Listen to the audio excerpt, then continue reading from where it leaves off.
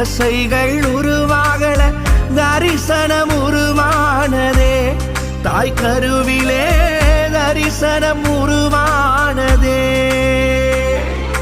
எப்படி பாவுமக்கு நன்றி சொல்ல வார்த்தையே இல்ல நீங்க போதும் என் வாழ்க்கை முழுவதும் வேறு ஆசையே இல்ல எப்படி பாவுமக்கு நன்றி சொல்ல வார்த்தை